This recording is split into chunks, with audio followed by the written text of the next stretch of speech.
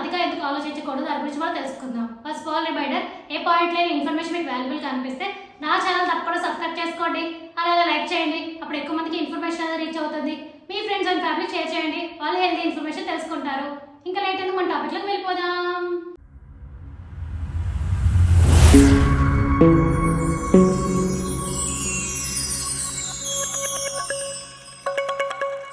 ఏదైనా పని చేసే ముందు కొంచెం ఆలోచించాలి అని మన పెద్దలు చెబుతుంటారు.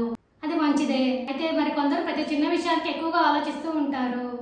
ఆ పని వల్ల ఏం జరుగుతుందో అని భయపడుతూ ఉంటారు. ఈ అలవాటు సమీప భవిష్యత్తులో అనేక సమస్యలకు దారితీస్తుందని ఆరోగ్య నిపుణులు హెచ్చరిస్తున్నారు. అతిగా ఆలోచిస్తే నయా పైసా ఉపయోగం ఉండకపోగా ప్రతిఫలంగా తలనొప్పు, చికాకు, నిద్రలేమి, మానసిక ఆందోళన, బీపీలో హెచ్చుతగ్గులు అంటే సంబంధిత వ్యాధులు వచ్చే అవకాశం ఉందని చెబుతున్నారు. అలాగే మెదడు కణాలపై ఒత్తిడి పెరుగుతుందని గుర్తించారు. ఇది మరి కొన్ని సమస్యలకు దారితీయచ్చు.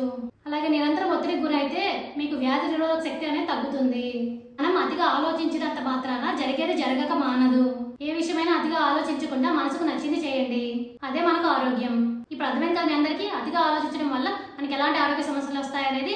కాబట్టి అందరూ అతిగా ఆలోచించడం మానేయండి. మీ మనసుకి ఏది నచ్చింది అనుకుంటే దాన్నే చేయండి.